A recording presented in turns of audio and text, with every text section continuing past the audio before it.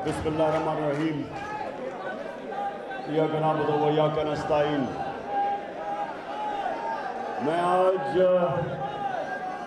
पख्तूनख्वा के ताजरों, पहले तो इस शानदार और जुनूनी इस्तकबाल का मैं आपका दिल से शुक्रिया कहता हूँ। बहुत बहुत शुक्रिया आपका। अच्छा,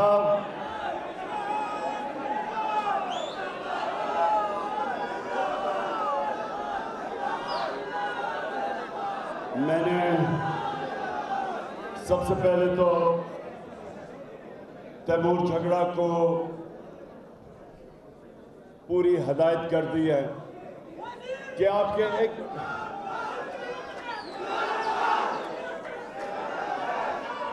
हदायत की है तैमूर को कि मेरे पख्तूनख्वा के ताजरों के जो आजकल मसले आ रहे हैं, मैंने उसे कहा कि वो सारे मसले आपके हल करें और बाद में इंशाअल्लाह हमारी पूरी कोशिश होगी महमूद खान की हुकूमत की कि मेरे ताजर जो उनकी वजह से रोज़गार मिलता है, उनकी वजह से दौलत में इजाफा होता है मुल्क की, और हमारी पूरी कोशिश है कि आपके मसले मसाइल हल किए जाएं। अच्छा, अब ताजरों, अब सब जानते हो कि जब ये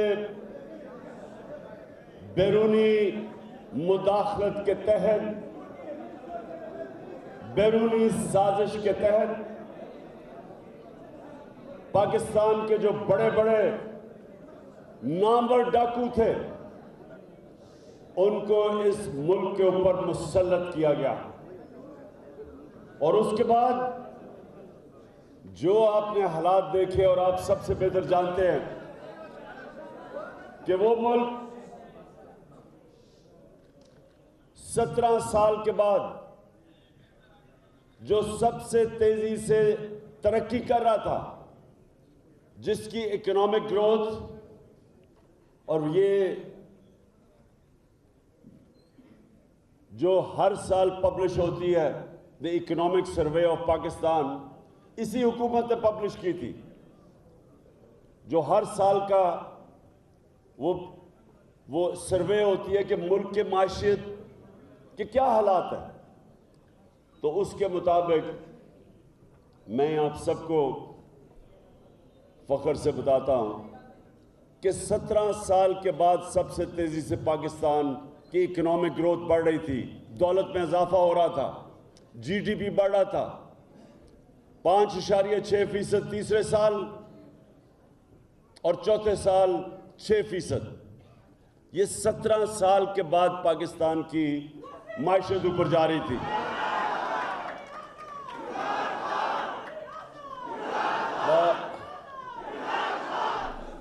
देखिए, मैं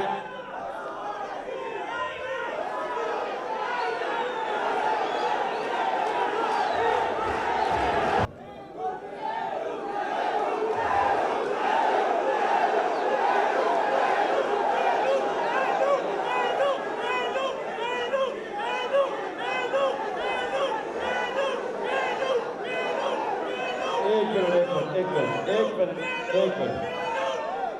ये मेला की वजह से पहलू या भानु की वजह से पहलू?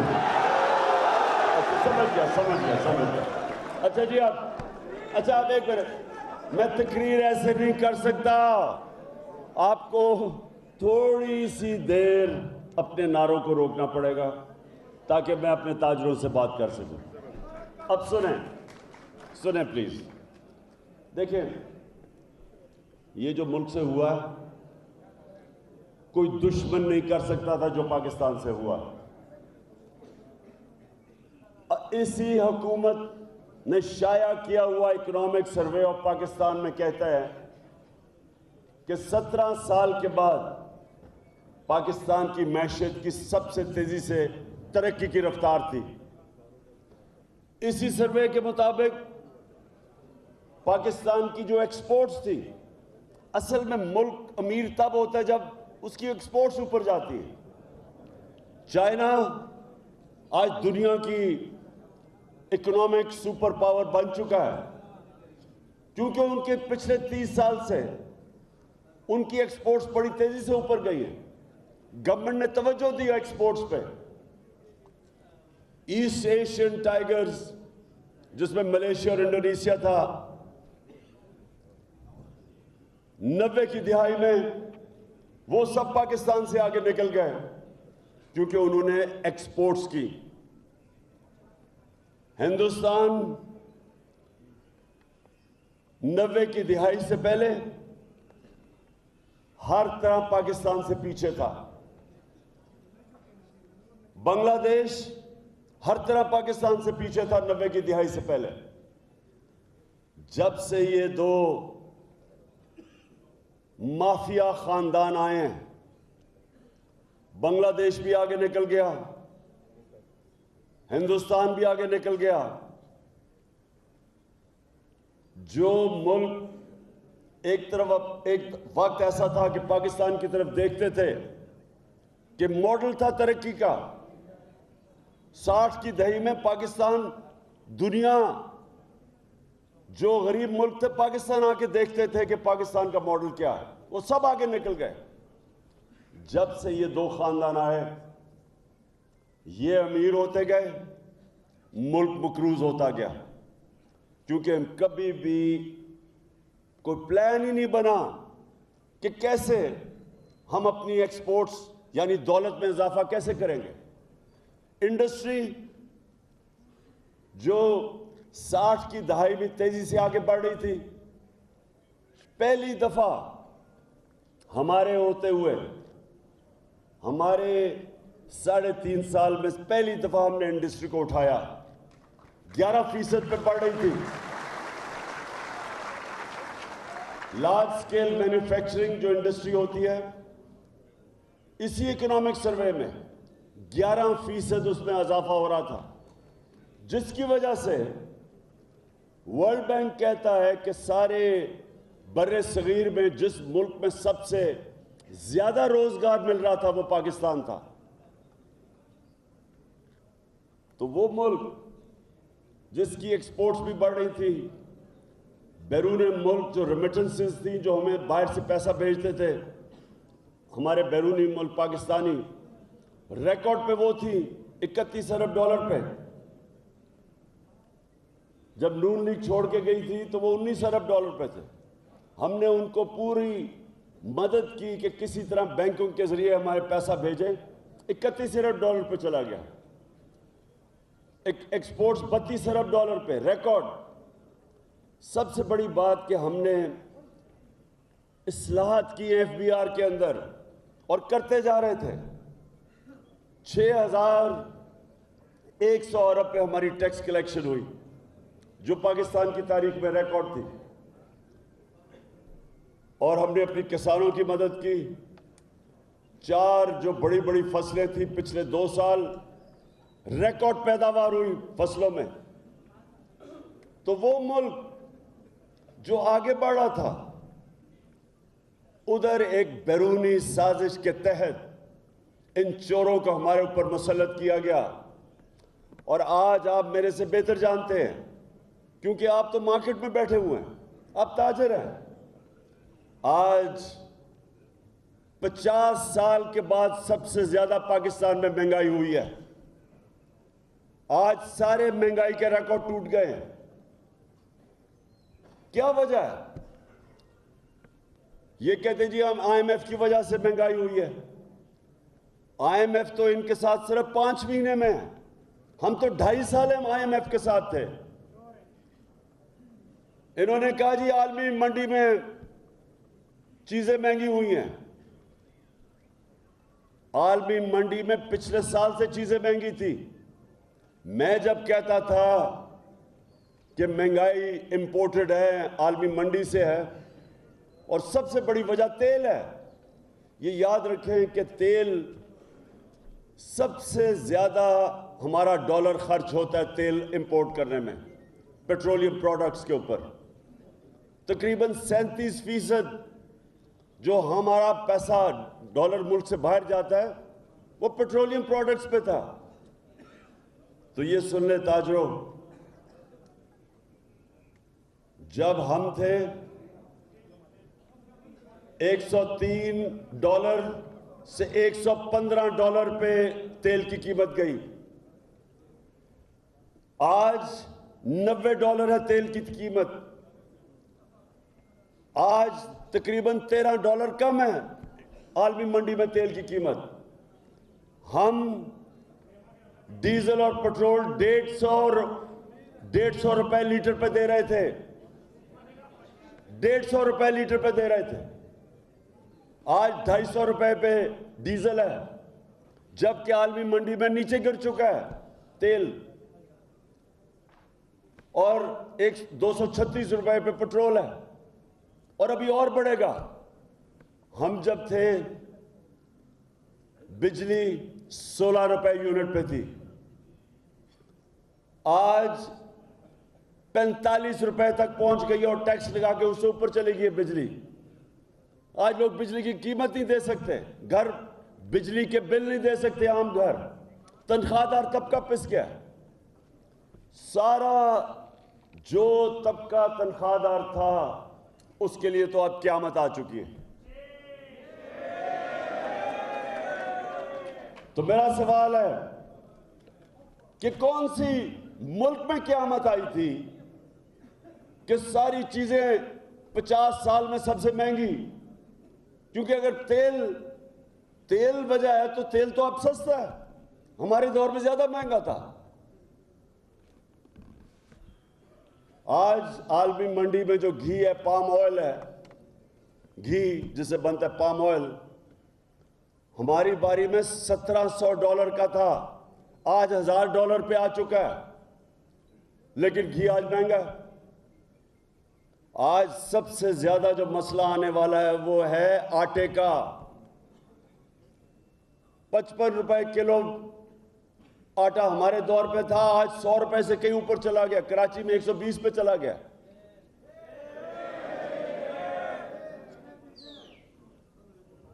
चावल 100 रुपए किलो हमारे दौर में था, आज 220 रुपए पे चला गया। अब सोचो कि जो आम लोग हैं वो कैसे गुजारा करते हैं। जो अब मजदूरी तो बढ़ी नहीं लोगों की, रोजगार कम होता जा रहा है।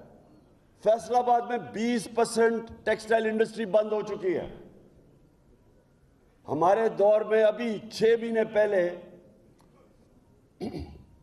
फैसलाबाद के अंदर मजदूर नहीं मिलते थे टेक्सटाइल इंडस्ट्री के, बाहर से लाने पड़ते थे मजदूर।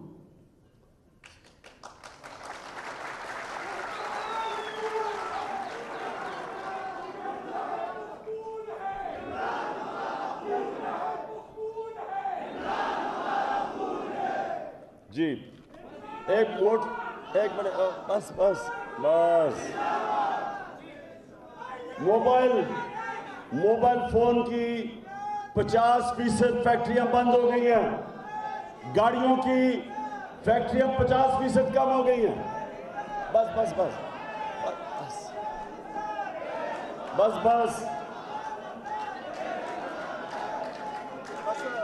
बस मेलू बस।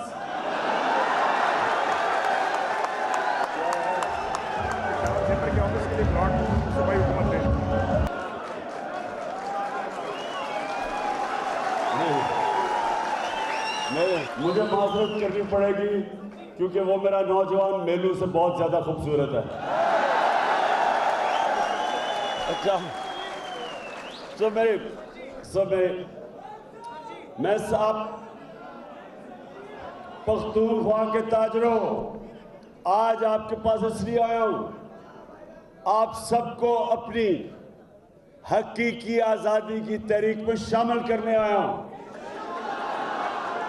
ये आप अपने और अपने बच्चों के मुस्तकबिल के लिए आपने मेरी कॉल की इंतजार कर रही है। हम कभी भी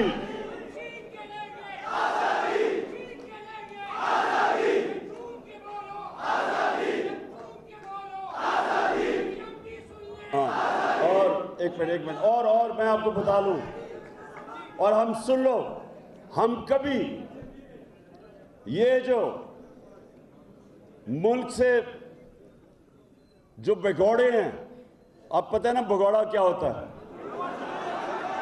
जो दुम दबा के भागता है।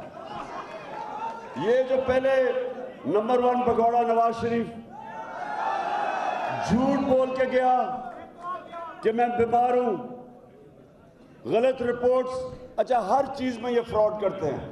अब हमें पता चला कि जो हमें रिपोर्ट्स इन्होंने दिखाई थी, अपनी मेडिकल रिपोर्ट्स, उसमें भी 2 नंबरी की हुई थी। ईमानदारी से कुछ नहीं कर सकते। जो नवाज शरीफ की बेटी है, उसने तो एक ऐसा जबरदस्त इम्तिहान दिया हुआ है।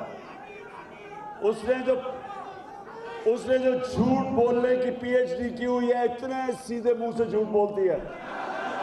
तो ये जो सारे ये जो चोर मुल्क को आते हैं, मुल्क में पैसा लूट के बाहर ले जाते हैं, थोड़ा सा मसला है बाहर भाग जाते हैं, फिर एनआरओ मिलता है, डील होती है, फिर वापस आ जाते हैं, फिर पैसा लूटते हैं। आपने वो देखा होगा, पता नहीं आपने सुनी या नहीं, अपने मोबाइल फोन के ऊपर जो प्राइम मिनिस्टर की शहबाज शरीफ चेरी ब्लॉसम की जो ऑडियो टेप आई है। बेटी एक मिनट सुन तो लो। अभी ऑडियो टेप निकली है, उसमें मरियम कह रही है कि वो शहबाज शरीफ कह रहा है कि मरियम का जो दामाद है वो तो सिर्फ कोई खरबोपति है लेकिन अभी भी गरीब है, तो वो हिंदुस्तान से मशीन मंगवा रहा है। सुने जरा, हमारे दौर में हमने हिंदुस्तान के खिलाफ तजारत तब बंद की जब उन्होंने कश्मीरियों का जो हक था, जो यूनाइटेड नेशंस की सिक्योरिटी काउंसिल रेजोल्यूशन में जो उनका राइट ऑफ सेल्फ डिटर्मिनेशन, यानी कि जो उनका हक था कि अपनी मुस्तकबिल का फैसला करें रेफरेंडम के या प्लेबिसाइट के जरिए, जब नरेंद्र मोदी की हुकूमत ने वो लिया, तब हमने कहा जब तक आप वापस उनको स्टेटहुड नहीं देते हमारे ताल्लुकात खत्म। अब ये आके हिंदुस्तान से मशीनरी इंपोर्ट कर रहे हैं, क्योंकि इनको कोई फिक्र नहीं है कि वो बेचारे कश्मीरियों पे कोई गुजर रही है, जो कुर्बानियां दे चुके हैं। वो 1 लाख कश्मीरी शहीद हो चुका है, और ये अपने सिर्फ पैसे बनाने के लिए, पैसे की बुत की पूजा करने वाले हिंदुस्तान से अब वो चोरी का छुपा के वो मशीनरी इंपोर्ट करवा रहा है। और शहबाज शरीफ कह रहा है कि हम तरीका बताएंगे कि कैसे हम बुरा लें। और फिर एक और चीज सामने आ गई कि जो बस